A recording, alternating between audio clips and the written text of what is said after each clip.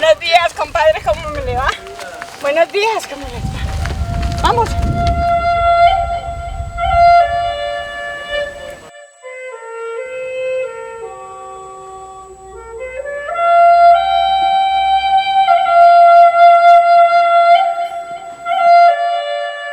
Pues hace 22 años, 23 años que estoy aquí desde que murió mi esposo, que era el sacristán. Y entonces yo quedé aquí en reemplazo de él, atendiendo a los sacerdotes y al templo. Yo me llamo María Elsa Salamanca de Ciendúa.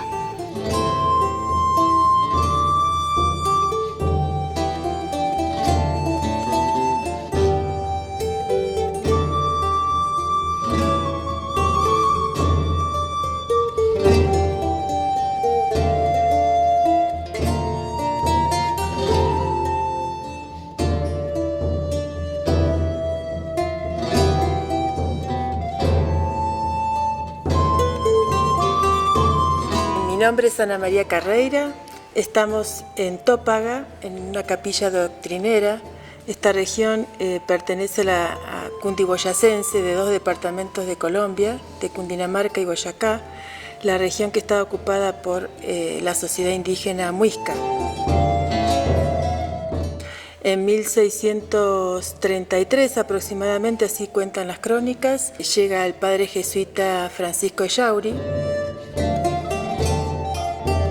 De Tópaga, te cuento, es una de las doctrinas más queridas por la compañía aquí en Colombia, en Boyacá, situada al norte, y todavía la siguen queriendo muchísimo. Y Tópaga es un pueblo que fue doctrina de indios, pero no lo tuvieron los jesuitas mucho tiempo. Sin embargo, la iglesia es una iglesia totalmente jesuítica. La han reformado exteriormente, uno no ve una iglesia colonial, pero apenas pasa la puerta, uno se deslumbra.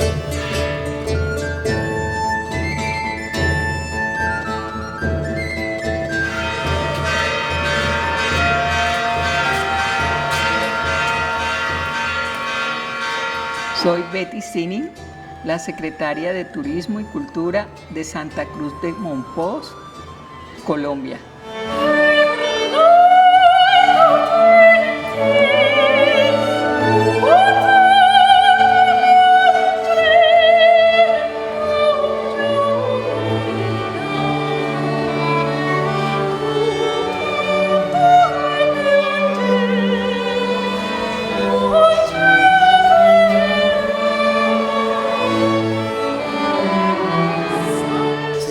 Fernando Herrera Turizo, soy escultor y pintor de la ciudad de Mompox. Esto, herencia de mi padre, él era el escultor, era pintor. Esta es Nuestra Señora de la Angustia. La estoy restaurando, ya que mañana pues hay procesión.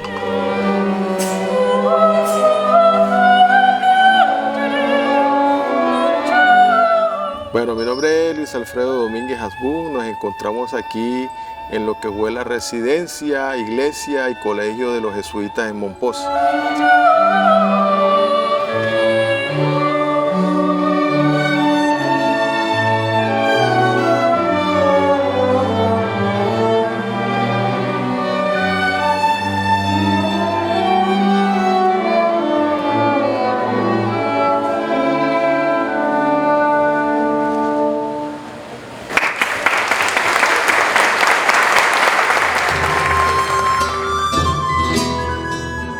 Estos fueron los primeros pasos que dio la Compañía de Jesús en la actual Colombia y donde construyó las bases de una nueva provincia jesuítica.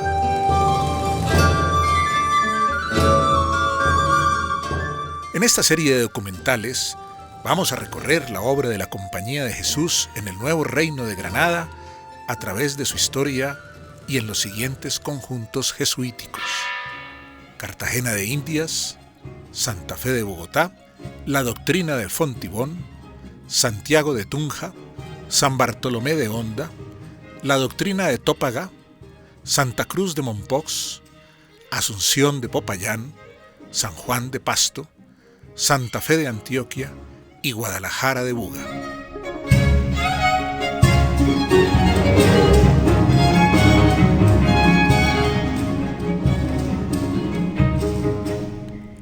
nuevo reino de Granada.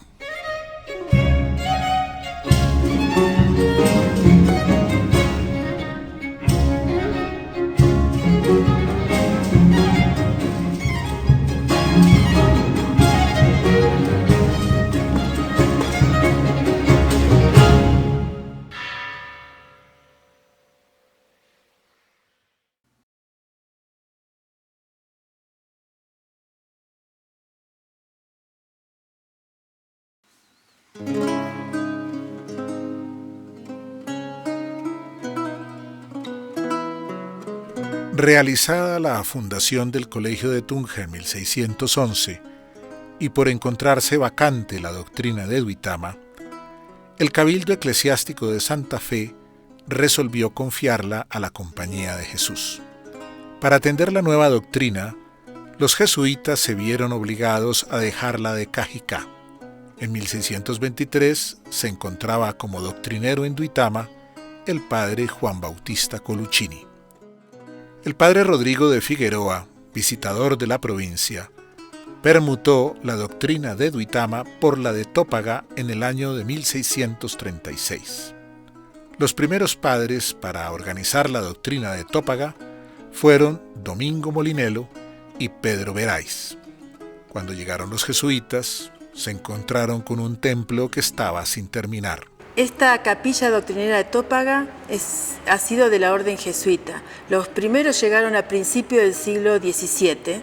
Por esos años debió arribar a Tópaga el padre Francisco Elauri.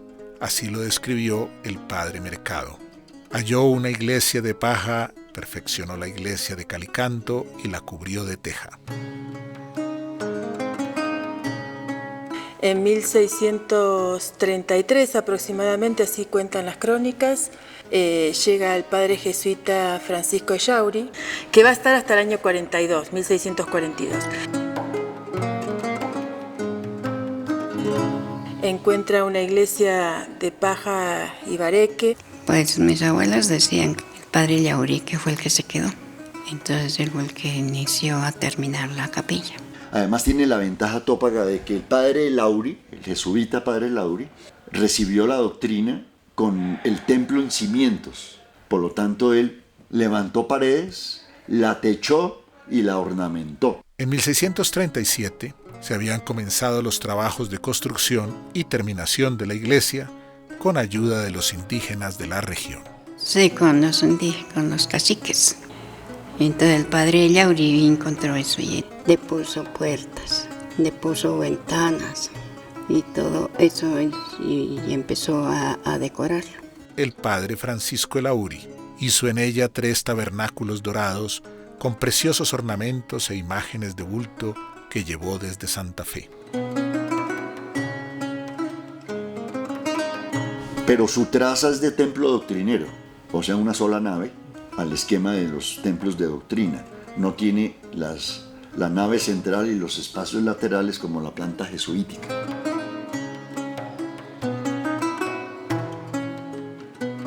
Pero lo interesante de Tópaga es que es terminado, hecho el templo y terminado y alhajado por un jesuita.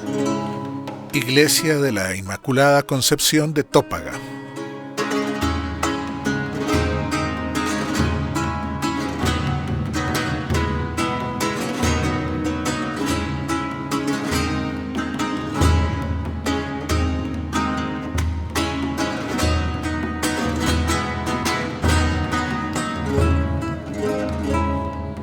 La Compañía de Jesús no tenía como función el hecho de hacerse cargo de iglesias para adoctrinar. Esto lo hace fundamentalmente porque era justamente la puerta de entrada a los llanos orientales. La iglesia queda en manos de los jesuitas hasta 1663. Y que la mantuvieron hasta que la permutaron por Pauto, para poder, cambiaron esa próspera doctrina que era buenísima por Pauto para acercarse al llano. Se deja para pasar a hacer la de Pauto, que justamente está mucho más abajo, porque acá estamos justamente en la cima de una montaña. También eso es muy importante, ¿no? Y después se va bajando hacia los llanos orientales. Por lo tanto, Pauto va a estar más cerca de los misioneros.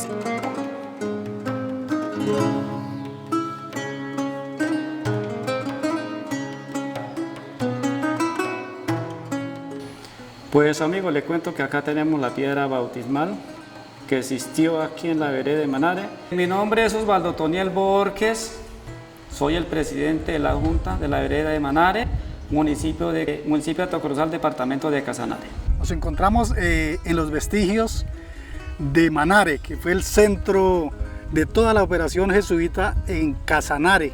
Esta es la población de Manare. Aquí estamos exactamente en las instalaciones de la capilla principal. Esta población es de las más antiguas. Data de 1624, en esa primera entrada de los jesuitas a Casanare junto con Támara. Y tenemos acá Manare. Posteriormente se convierte en doctrina. Y acá estaba pues el superior de las misiones, era la residencia. Y este Manare tiene una condición importante desde el punto de vista religioso, pero también desde el punto de vista político y administrativo de esta gran región del Casanare, ¿no?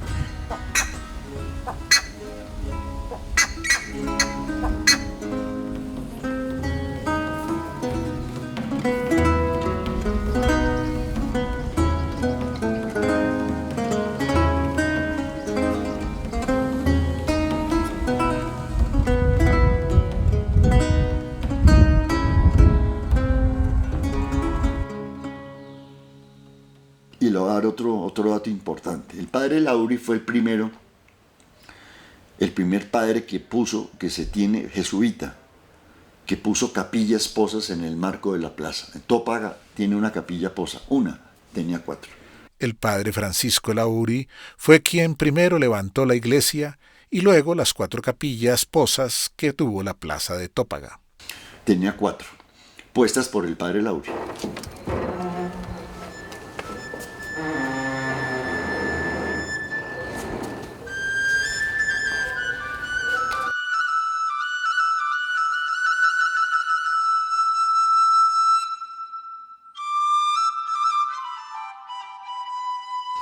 Ahora, le informo también, Tópaga se convierte en el referente espacial de las reducciones del llano en cuanto a las capillas posas.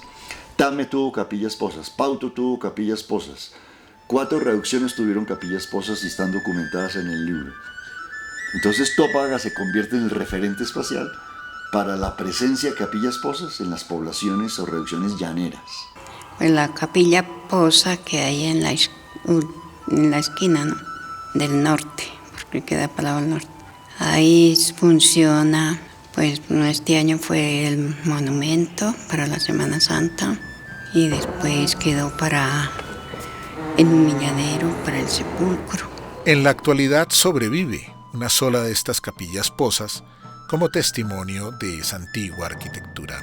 Antes se usaban las 4 capillas para la fiesta del Corpus Christi, para la procesión de Corpus.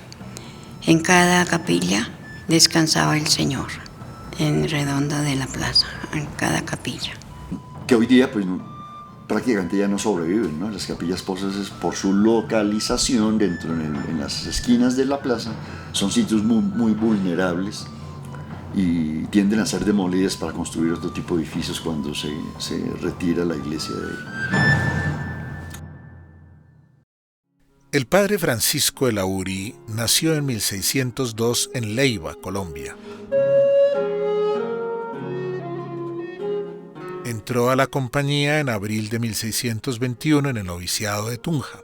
Terminó sus estudios religiosos en la Universidad Javeriana de Bogotá y fue destinado a Tópaga. Durante casi 20 años desarrolló una gran labor misional con ayuda de la música y edificó el templo que aún se conserva como monumento colonial.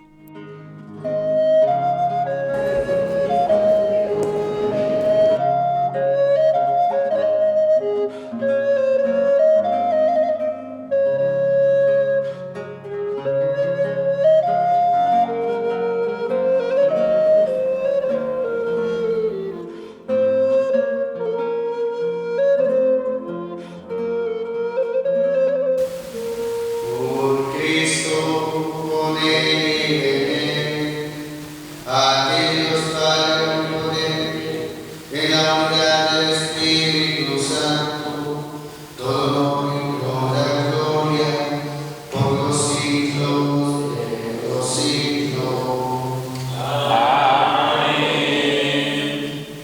retablo mayor. En el sector central se encontraba la imagen de la Inmaculada Concepción, talla en madera que llegó en el año 1642, cuando se consagró la iglesia. Porque la patrona de aquí del templo era la Inmaculada Concepción. En el sector derecho, en su cuerpo superior, se encontraba una pintura al óleo de San Juan Nepomuceno, y en el cuerpo inferior un óleo es la del misionero de Oriente San Francisco Javier. En el sector izquierdo, en su cuerpo superior, se encontraba un óleo de Jesús resucitado. En el cuerpo inferior, una pintura al óleo de San José y una imagen de bulto del Divino Niño de Praga. Bueno, la iglesia de Topaga tiene otro elemento muy importante que es el púlpito, porque rara vez en una iglesia, en una capilla doctrinera, vamos a encontrar dos púlpitos, uno justamente para el Evangelio y el otro para la epístola. Y si lo vemos en detalle, además tiene unos ángeles con trompeta que están llamando justamente a la lectura, imágenes tanto de los evangelistas en uno como de los doctores de la iglesia en el otro. Entonces también es otro de los elementos únicos, creo, que se encuentran en estas iglesias doctrineras.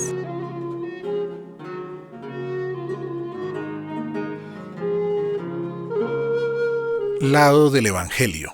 Actualmente en el inventario del templo está montado el denominado altar de los espejos, con un óleo de San Judas Tadeo y San Simón, que se cree fue una donación del rey de España en el año 1713.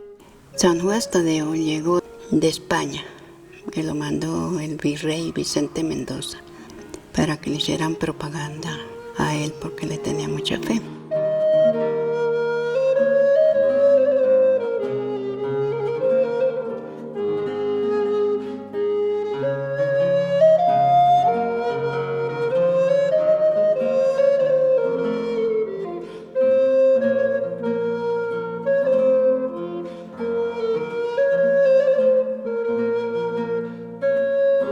El retablo de la Virgen contiene en su parte superior una pintura al óleo de Santo Domingo de Guzmán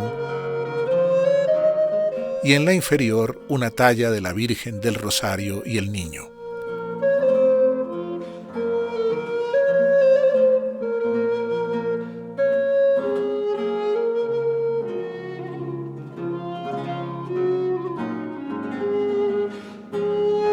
El retablo del Calvario contiene en su parte superior una imagen de bulto del Cristo resucitado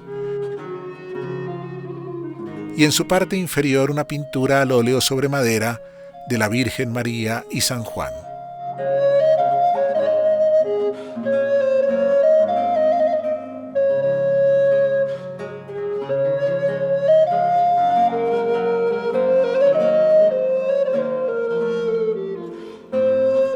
Lado de la epístola.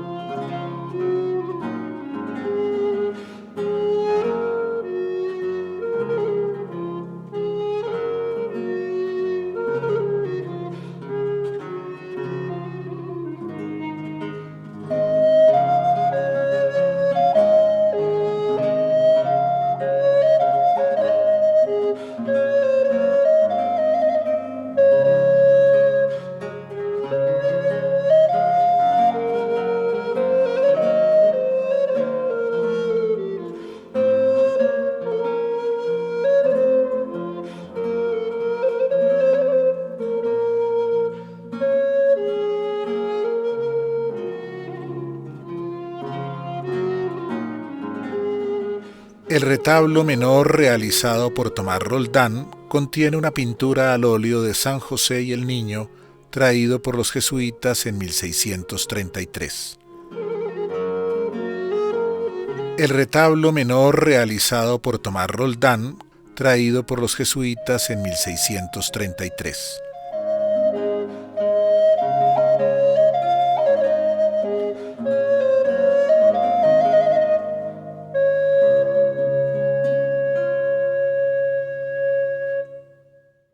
La Compañía de Jesús, específicamente en las misiones, uno de los elementos más importantes fue la música. Y aquí llegó el padre jesuita Francisco Echauri, que fue el que construyó esta iglesia, pero además esta iglesia tiene una particularidad que tiene 2 tribunas. El templo contaba con 2 tribunas, balcón, Una de las tribunas se utilizaba para el coro de niños indígenas. con celosías en ambos laterales del templo para los coros de niños indígenas.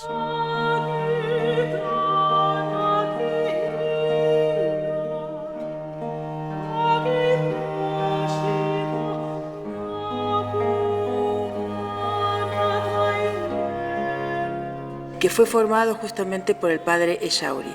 Él contrató, dicen, de su propio salario, un maestro de música y trajo además instrumentos.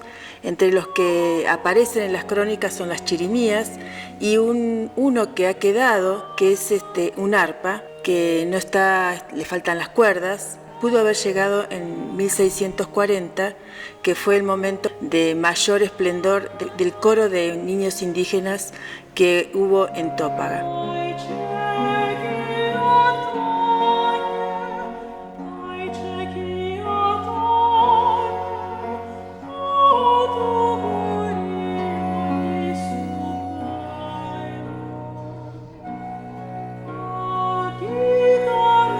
En la casa cural del templo se conservan varias tallas de madera y un arpa original de esta antigua doctrina.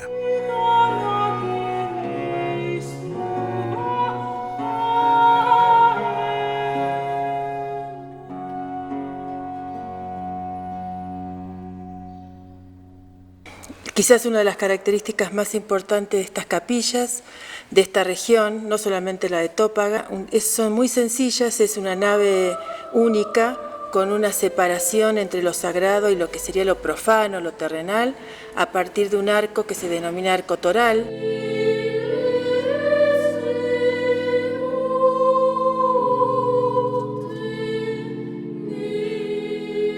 Y en este caso, en la capilla de Tópaga, además hay todo un discurso que tiene relación justamente a los ejercicios espirituales de Ignacio de Loyola, esto de explotar la imaginación a partir de todas estas imágenes. Y entonces lo que vamos a ver es en la parte superior un sol, que bueno, el sol siempre va a significar la luz divina, un sol con el niño Jesús dormido en un corazón, y justamente San Ignacio de Loyola y San Francisco Javier, que es la iglesia militante después del Concilio de Trento, y vamos a ver justamente a estos 2 personajes que de alguna forma nos muestran que están cuidando al niño Jesús y que justamente además, quizás como el personaje más impresionante de esta composición del lugar, es el diablo que está debajo de la parte superior, debajo del arco toral, que es el ángel caído, es un ángel que está vivo y que está mirando justamente a los feligreses que van a estar sentados acá en la nave. Padre nuestro que estás en el cielo, santificado sea tu nombre, venga a nosotros tu reino, hágase tu voluntad en la tierra como en el cielo. Danos hoy nuestro pan de cada día, perdona nuestras ofensas, como también nosotros perdonamos a los que nos ofenden. No nos dejes caer en la tentación y líbranos del mal. Líbranos de todos los males, Señor. Pues sí, contaban que el demonio ahí estaba en el arco, que teníamos que ser humildes y decentes porque que estaba allá. Y desde pequeña venía para misa, por ahí con mis padres y todo eso. Pero cuando entraron al templo era sin mirar para atrás ni nada, únicamente mirando hacia el frente donde estaba Dios. Nos enseñaban en la escuela, ¿no? Como nos traían a misa todos los domingos. Cuerpo de Cristo. Amén.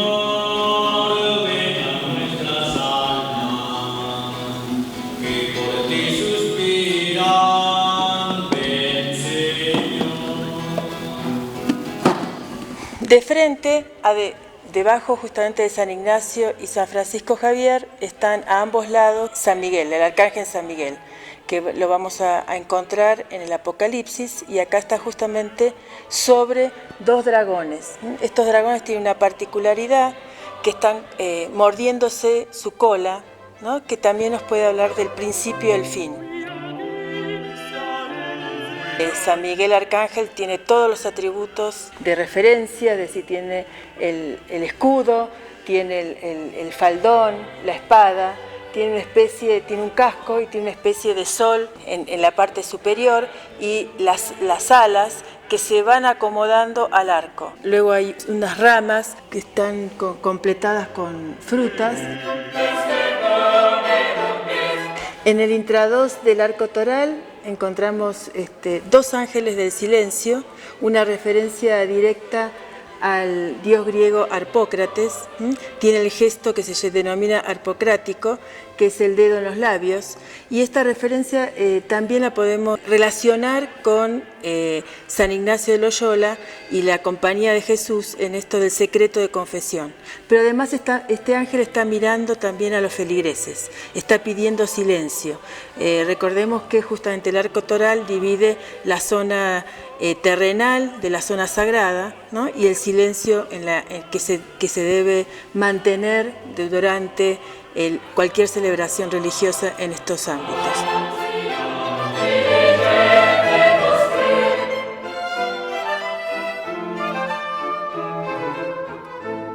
Bueno, quizás por la imagen del diablo que está en el arco toral, los vecinos de Tópaga traducen el término Tópaga como adoradores del diablo. Sin embargo, en lengua chibcha significa detrás del gran río, y justamente es donde estaban algunos de los molinos, es decir, que es el río que viene desde Gámeza, que tiene mucho más sentido el término que adoradores del diablo, que además genera cierta vergüenza en mucha de la gente de acá que son tan devotos, pensar que el término significa justamente que ellos son adoradores del diablo. Entonces, bueno, es muy importante enfatizar qué significa detrás del gran río.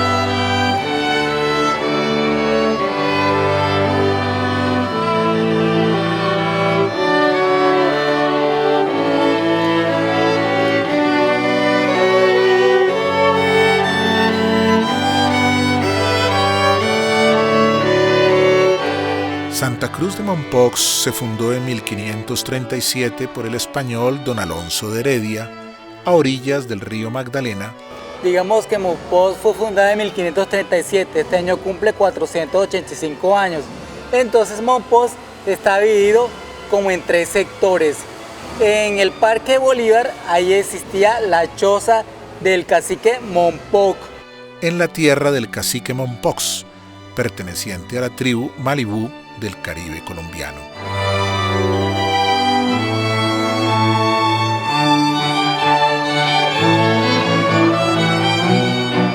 Santa Cruz de Mompox.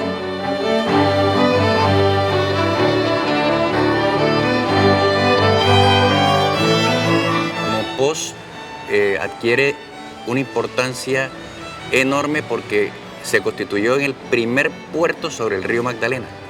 Entonces todo lo que llegaba aquí a Mompox procedía de Europa, porque el punto obligado de escala era Cartagena, Mompox y de Mompox Honda. El trayecto Cartagena-Hondas es muy pesado y muy largo. Van a establecer el colegio de Mompox, que queda aproximadamente a mitad de camino, por decirlo de esa forma, entre Cartagena y Honda. Situada en lugar estratégico sobre el curso del río Magdalena, la población de Mompox se convirtió en la sede de un nuevo colegio para los jesuitas.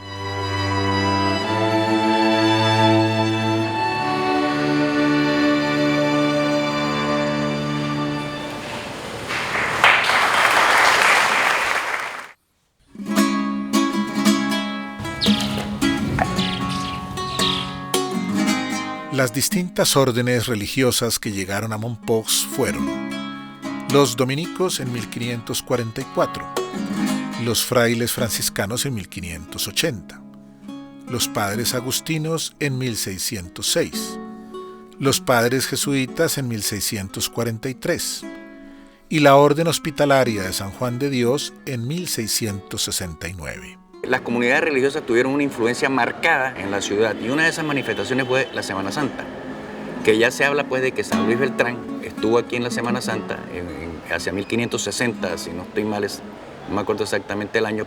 Nacen al tiempo unas capillas, la capilla de Santa Bárbara 1613 en el Exeomo y la Santa Caridad, y la de Nuestra Señora de Loreto, que se encontraba muy cercana a la Plaza Real de la Concepción, que es lo que tenemos una duda. ¿Dónde se encontraba? ¿Dónde se encuentra? ¿Y a quién pertenecía? ¿Por qué? Porque era una capilla, que se usaba para los ritos de funerales de la gente sencilla, pobre. Tenemos la duda que puede ser una que se encuentra en la calle de San Juan, que tiene un porticado muy grande y es similar a una de las capillas e iglesias de Mompox. Entonces esa capilla estuvo ahí hasta principios del siglo XIX, que fue ya totalmente desvalijada, y la campana, nos dice la historia, pasó al Templo de la Inmaculada Concepción. Y la última es la capilla del cementerio, que es para 1829. Nos situamos, repito, en la última cena de Jesús, la Pascua de Jesús. Mientras para ellos será holgorio y alegría, para Jesús será el momento amargo de su existencia terrena en medio de sus discípulos. Hablando de nuestra Semana Santa, aquí nos encontramos en la iglesia de San Francisco, que es la tradicional iglesia que siempre han salido los pasos por tradición franciscana.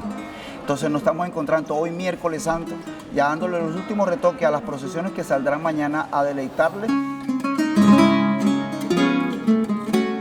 Con relación a la procesión del paso robado, comúnmente y cariñosamente llamado aquí en Mompox, entra a participar 3 congregaciones, que son los padres franciscanos, que es la dueña de la procesión, los padres agustinos y los padres dominicos.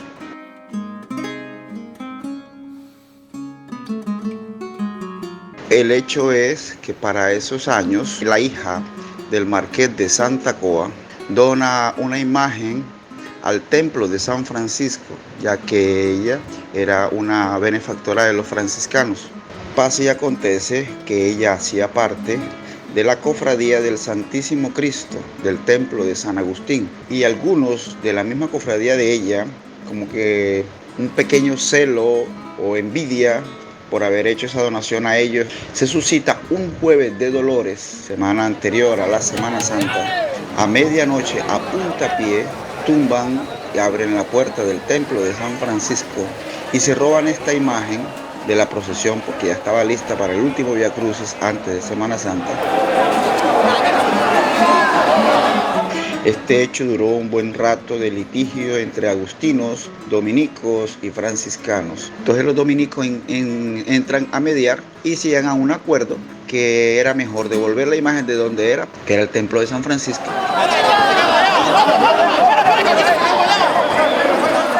Esto sucede para 1793, finales del siglo XVIII.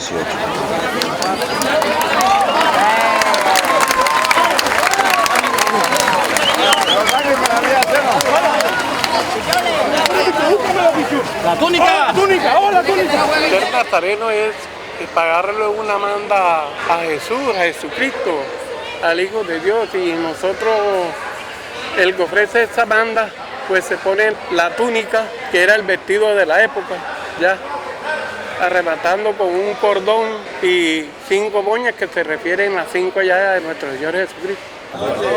Nazarenos, buenas noches, comunidad momposina y en general. Después de 2 años de esta pandemia que nos atraviesa, yo hoy quiero decirle unas palabras, y es que vivamos esta nueva oportunidad que nos da Dios, y además que nos reencontremos con nuestra fe, esa fe que siempre nos ha caracterizado, y retomemos nuestras tradiciones y de todo corazón hagamos esta celebración la mejor. Muchachos, adelante.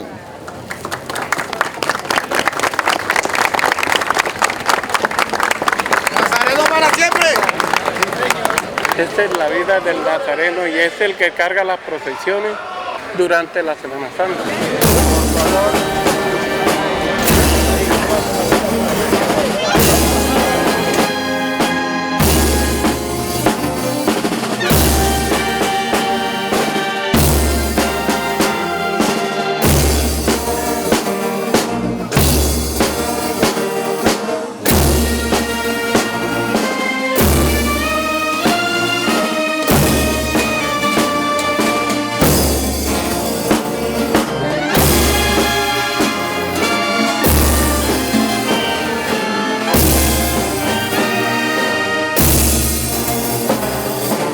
Y ellos regresan por el callejón de los Cobos, por la calle de atrás, hasta llegar al templo de Santo Domingo, a una misa que se hizo desde ese entonces, se hace a las 4 de la mañana. Señor, no soy digno de que entres en mi casa, pero una palabra tuya bastará para sanar.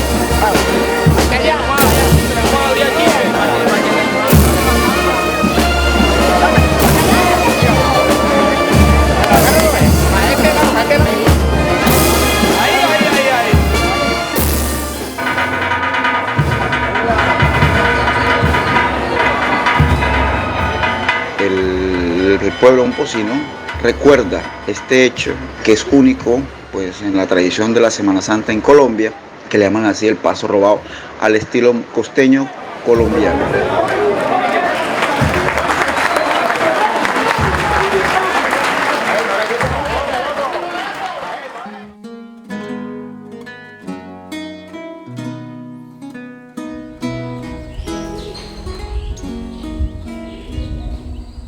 En la Congregación Provincial de 1642 se juzgó conveniente establecer una hospedería en Mompox, sitio de paso obligado en la navegación del río Magdalena.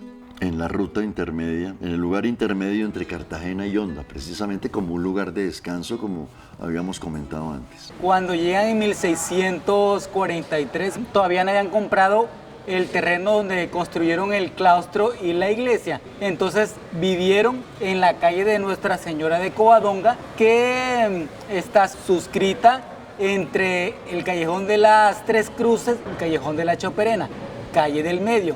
En algunas de esas casas vivieron los jesuitas cuando llegaron a Mompox. El historiador don Pedro Salcedo del Villar, en sus escritos relató cómo durante la Cuaresma de 1643, los jesuitas Marcos González y el hermano Francisco Martín acompañaron a la gente. Bueno, los jesuitas llegan en 1643 a Mompox y aquí establecen este lugar, su residencia, colegio, iglesia.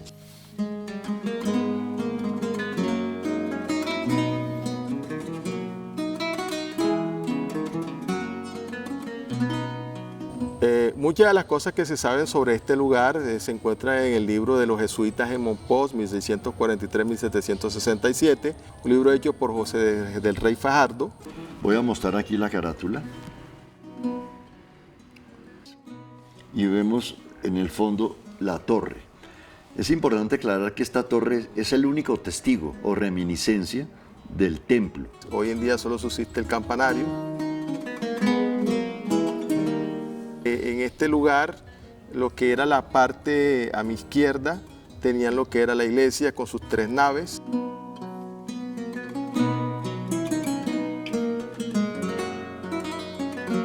Una evocación de lo que fue el templo. Ahí ellos reunieron muchos documentos que están en el Archivo General de Indias, en otras partes, donde están, por ejemplo, los planos originales de la iglesia. En ese libro se encuentran cómo era la iglesia, dónde estaba la iglesia. Por eso es que sabemos dónde quedaba cada lugar.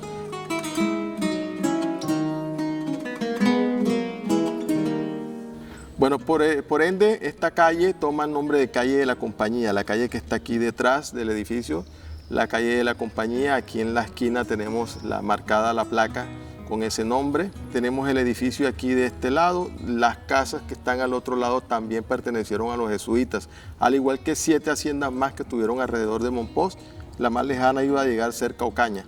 Aprovechando la gran población indígena y blanca que había en esa zona, por ser comerciantes, ganaderos, la población blanca en Mompox era haciendas ganaderas, y al mismo tiempo había mucho boga, porque Mompox curiosamente era el lugar, el astillero, donde se fabricaban las grandes canoas, las grandes embarcaciones, donde los bogas, como negros remeros, hacían mover los botes por el río.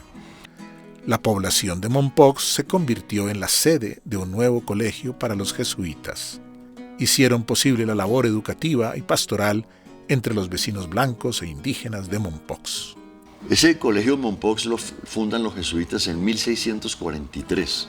Este colegio, hoy día, este edificio es el de la Alcaldía Municipal de Mompox. Los colegios coloniales de la Compañía, en el Nuevo Reino, y me imagino que el resto de América, la vocación de los colegios para la educación. Por eso las casas de los jesuitas no se llaman conventos, se llaman residencias en su primera etapa porque están residenciándose ahí mientras formalizan el colegio, el edificio del colegio. Un edificio del colegio es un edificio donde va a haber habitaciones para los religiosos, indudablemente.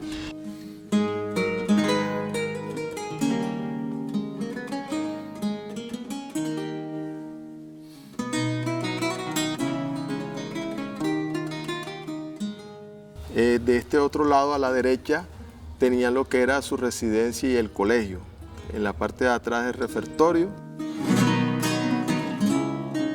Va a tener aulas o talleres o espacios de educación. Una educación, un ambiente educativo ¿para quién? Para los hijos de españoles que estaban en las poblaciones donde ellos se radicaban y los hijos de indígenas, de indios de la zona donde están. Por lo tanto, había instrucción pública de carácter educativo a hijos de españoles, hijos de indígenas y totalmente gratuito. Esta casa donde estamos es una casa que data del año 1600 o de los años 1600, contemporáneo con la llegada de los jesuitas aquí a la ciudad de Mompox.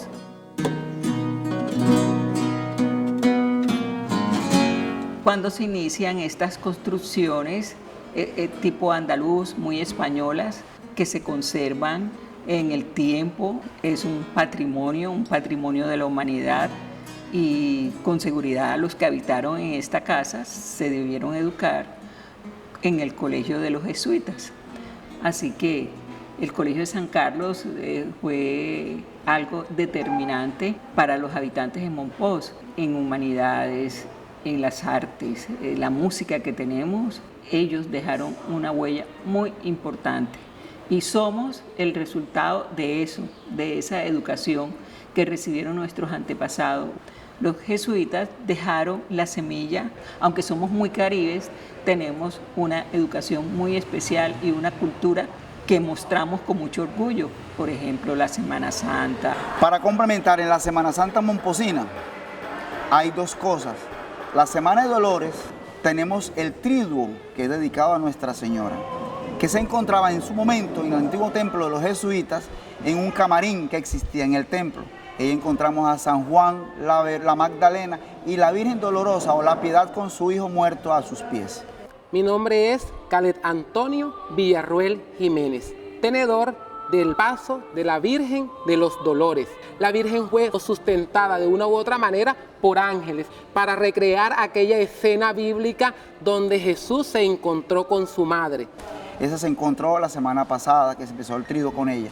Jesús con la cruz a cuestas va de aquí, de la iglesia de San Francisco, hacia la plaza de la Inmaculada Concepción.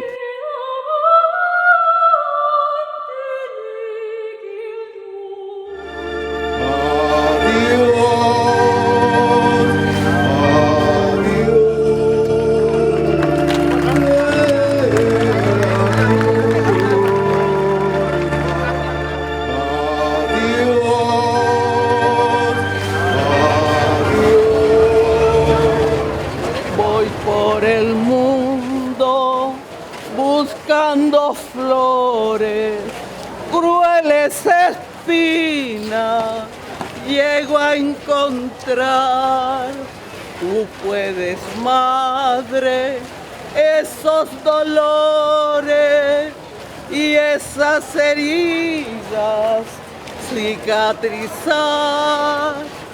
Lo sabes, madre, porque tus ojos tienen imán, porque la tierra tan solo abrojos me puede dar.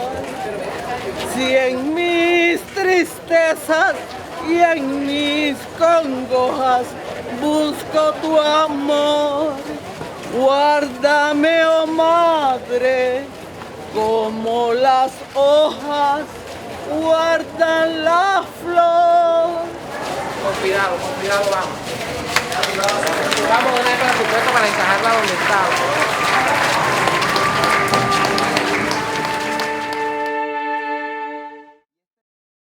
Las comunidades religiosas tuvieron una influencia marcada en la parte religiosa en la ciudad y una de esas manifestaciones fue la Semana Santa. Los franciscanos, frailes hospitalarios de San Juan de Dios, jesuitas, dominicos y agustinos.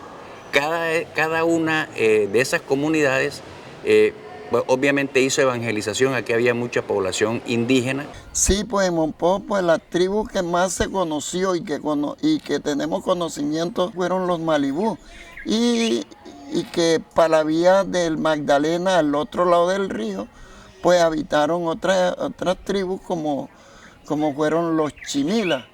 Los españoles inicialmente diezman la población indígena porque los pusieron a bogar y ellos estaban hechos era para la agricultura, faenas del campo, y las mujeres indias quedan sin varón y los negros entran a asumir el papel del indio hombre. Entonces se fomenta mucho el zambaje y son los zambos los que vienen a responder por el transporte por el río Magdalena. Eso hizo que cada comunidad trajera su música. Desgraciadamente no quedaron vestigios. Hay documentos que sí hablan de música religiosa y de la interpretación en la ciudad.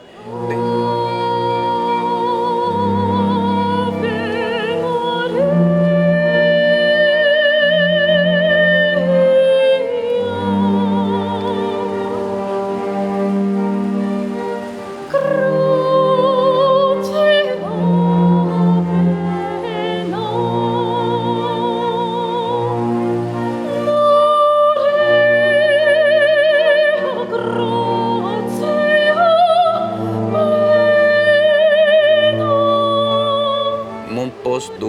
influencia eurocentrista muy marcada, que a diferencia de otras partes de Colombia, aquí se mantuvo más o menos hasta 1960, y una de esas manifestaciones culturales fue la música.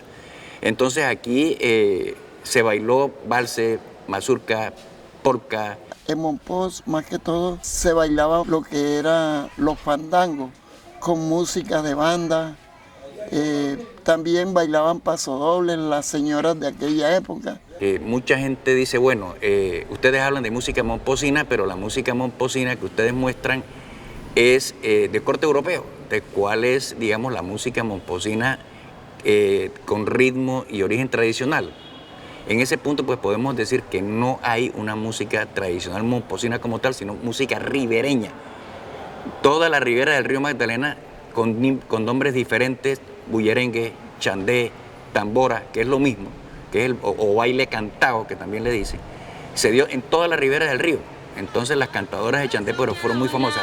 Un berrucho, una guacherna y un chandé tradicional.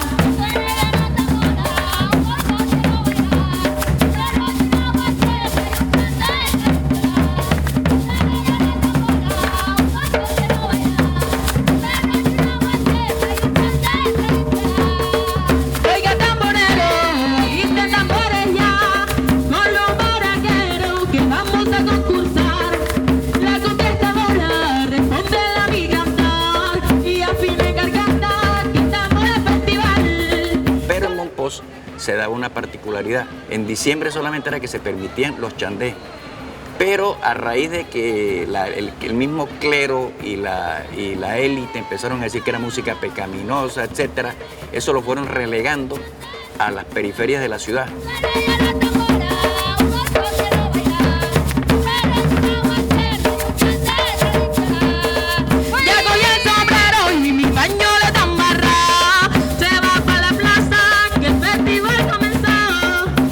De Mompox no se dedicaron a estos ritmos como el chandé, el berroche, la guacherna, la tambora, el bullerengue. Ellos nunca estuvieron como que esa parte no la tuvieron clara, o sea.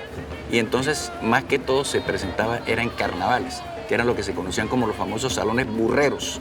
Y le decían salones burreros porque la gente venía de los pueblos y amarraba sus burros en las guaduas donde estaba armada la caseta, que era popular, netamente popular. Ya cogí el sombrero y mi paño le dan bata, y que no falte el trago de mi mochila terciada. Con delicadeza la mujer se lucirá, con falda pollera y una gran flor de coral. Allá era donde se interpretaba chandé y en los pueblos de la periferia. A través del negro que empezaron a traer lo que fueron los tambores. Ellos trajeron un tambor y con eso hacían sus celebraciones ya como que a campo abierto, en cuestiones de plaza.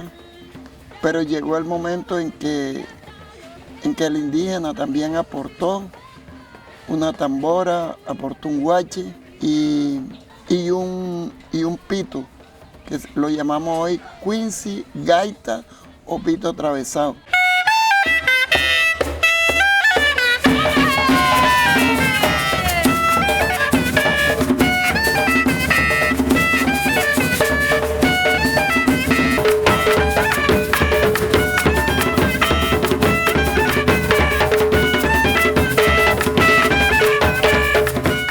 Entonces, ese chandé pues tuvo su aporte indio negro y el aporte negro pues se da básicamente en los palenques. El palenque de San Basilio. Estos aires musicales se fueron yendo hacia el sur de Bolívar y el resto se fueron hacia los Montes de María, lo que fue San Basilio de Palenque. San Basilio de Palenque.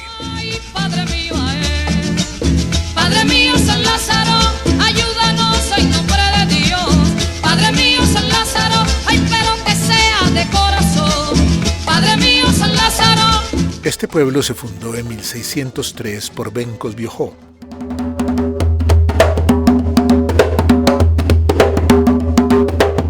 Quien nació en la segunda mitad del siglo XVI en la región de Biojó, en la Guinea Portuguesa, actual Guinea-Bissau, en el occidente africano. Fue un líder que comandó una rebelión de esclavizados cimarrones en el Nuevo Reino de Granada en el siglo XVII.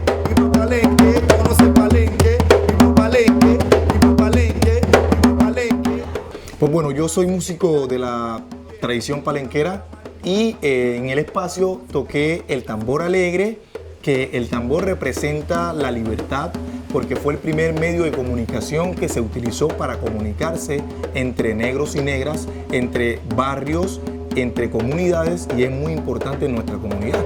Y bueno, tratamos siempre de mantener como ese legado que hemos heredado de los africanos que lucharon precisamente contra la corona y que hoy somos libres gracias a ellos. Lo que pretendemos es mantener vivo ese legado que ellos dejaron acá. ¡Que viva la tambora! ¡Y que viva el festival! Yo tengo tantas canciones compuestas, pero hay una que yo le hice a las señoras de aquella época cuando ellas lavaban a orillas del río con aquel peligro que de pronto fuera a venir un caimán, un cocodrilo y las fuera a atrapar. Unas cantaban versos y otras respondía, por eso le llamamos cantos responsoriales. Y yo le hice este canto a esas señoras que lavaban a orilla del río con el manduco y unas tablas o unas bateas de madera que sonaban como si fuera un tambor en el agua. Y dice: boga, boga, por el río Magdalena, boga, boga, boga, le canto a la lavandera. Han pasado tantos años y por todas las laderas, hoy recuerdo con orgullo la famosa lavandera. Boga, boga, por el río Magdalena, boga, boga, boga, le canto a la lavandera. Por este famoso río hay historias que enamoran, lavanderas que cantaban, compusieron la tambora. Boga, boga, por el río Magdalena, boga, boga, boga, le canto a la lavandera.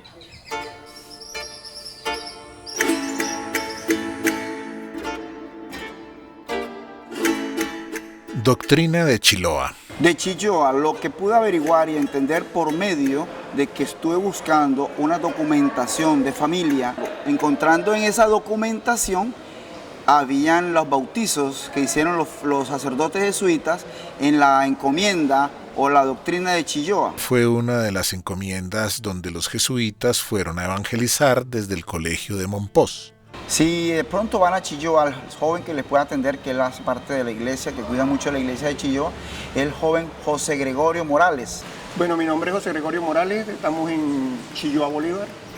Aquí se doctrinaban, comenzaron los jesuitas haciendo sus primeras doctrinas. ¿Sí? Este joven es muy amante de su templo, lo quiere muchísimo. Hasta hace unos años atrás se conservó todavía la estatua de San Juan Bautista Niño.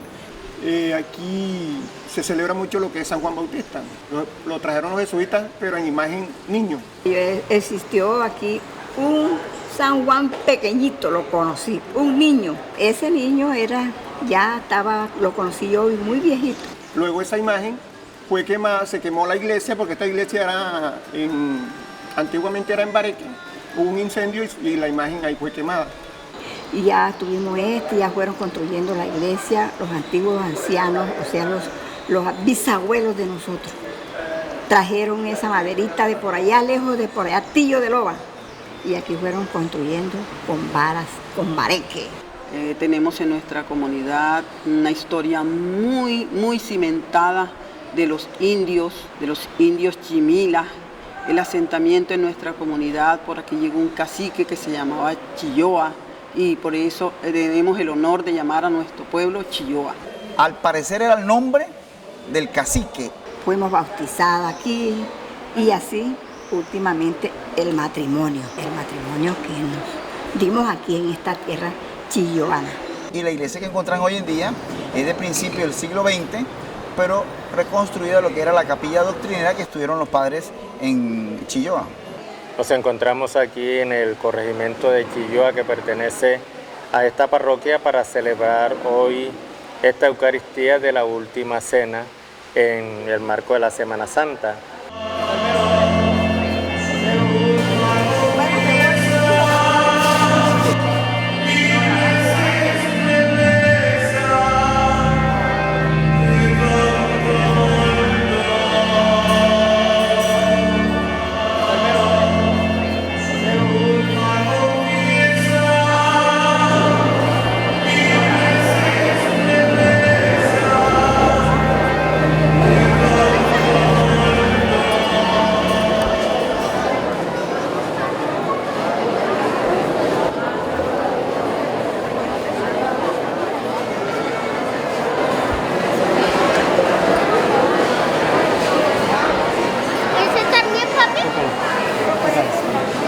Carlos, denle un besito a los pies, denle un besito, un besito.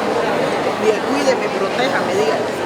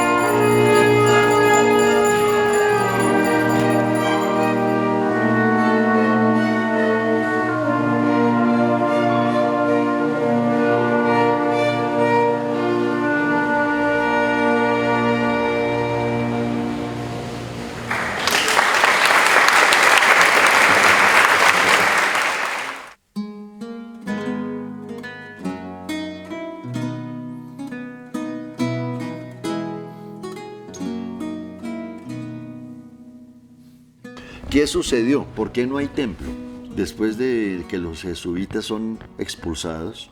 Cuando los jesuitas fueron expulsados, que la corona española los expropia, les quita este lugar, al igual que sus haciendas y las otras propiedades, la corona española no sabía qué hacer con este edificio. El edificio del colegio estaba cerrado por la Real Hacienda. Después, cuando los sacerdotes jesuitas fueron expropiadas la iglesia, lo tomó la congregación religiosa de los Padres Mínimos de San Francisco de Paula. Estuvieron hasta finales de los 1790-95, cuando ya fue vendido el claustro. Total que lo dejaron caer, lo dejaron deteriorar, no supieron qué hacer con él y les tocó rematarlo, ponerlo en venta. Un rico comerciante de Mompox, llamado don Pedro Martínez de Pinillos, importante benefactor dentro de lo que es la población de Mompox. En esos momentos llegó un personaje muy importante en Mompox, que fue don Pedro Martínez de Pinillos, un español. Él llega y ve el aviso de que se vende el edificio. Y decide comprar la ruina, arreglarla. Lo restaura y aquí coloca un hospicio, hospital y colegio. Y dejar un hospital para la villa de Mompox. Dándose cuenta que el edificio del colegio tenía un templo muy arruinado, decide eliminar el templo y en el espacio donde está el templo decide continuar el edificio con 2 pisos y poner habitaciones para los enfermos. En este lugar inició lo que es hoy en día el Colegio Pinillos, que en su momento inició siendo una universidad con el nombre de Colegio Universidad de San Pedro Apóstol. Y el colegio, después el Colegio Pinillos era Colegio Universidad. También va a edificar el Colegio Pinillos, tal vez el colegio más importante de la población. Tal vez, pienso yo, que se le quedó pequeño para todo lo que él quería colocar aquí, esas 3 cosas, y por eso inicia a construir el Colegio Pinillos en la edificación donde se encuentra hoy y desde donde está funcionando desde 1809. Y en una manzana contigua se levanta un colegio construido por don Pedro Martínez de Pinillos, que repitió el estilo arquitectónico del antiguo colegio de los jesuitas. Sí, son 2 edificios gemelos, prácticamente el Colegio Pinillos y siendo este primero de 1643, aquel de 1809, y siendo este un poco más pequeño que aquel. El Colegio Pinillos es mucho más grande, pero indudablemente la similitud, el parecido es impresionante. Consideraría yo de que Pedro Martínez de Pinillos lo hizo con esa intención de hacerlo igual a este edificio. Ese colegio prácticamente es la continuación de esa educación que ha perdurado por muchos años y a Mompox siempre venían a estudiar las personas de la región que querían educarse, los enviaban a Mompox. Y pues en la colonia toda esta población tenía acceso a la educación y algunos pues terminaban ya en Europa, sobre todo en Madrid, en Francia. O sea, todos podían estudiar sin ningún distingo.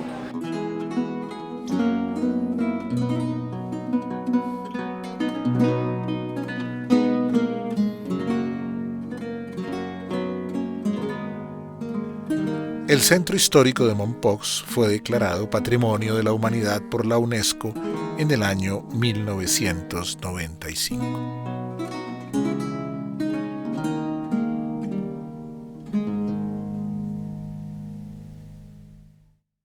En San Francisco, después que la iglesia de los jesuitas fue desmontada, se compró un retablo que es estítipe, que está en el templo de San Francisco. Los dos laterales, que son de una talla muy importante, venían del antiguo templo de los padres jesuitas. Es así que uno de ellos, que se encuentra mirándolos de frente a cada uno de ellos, a la nave derecha, era donde tenemos en mente, y creo que es así porque si no me equivoco lo dice el inventario, donde se encontraba la imagen de San Ignacio de Loyola, que se encuentra el logo propio de los jesuitas o el escudo y el lema de San Ignacio. Tenía un cuadro, una grisalla, donde estaba pintado San Luis Gonzaga. Posteriormente, este cuadro fue dañado, puesto que pintaron esa grisalla con colores, dañaron el cuadro. El posterior que se usa de Cristo Rey, hoy ya que tenemos aquí, sería el del lado izquierdo. Ese es también de los jesuitas, pero ahí tenemos hoy en día a Cristo Rey y el Santísimo Sacramento. Pertenecían a los padres jesuitas. En el nombre del Padre, y del Hijo, y del Espíritu Santo. Amén. La celebración de nuestra Semana Santa está inspirada en las tradiciones sevillanas, puesto que sus primeros pobladores, después de la fundación de la ciudad, provenían de esa región en el sur de España y trajeron consigo sus costumbres.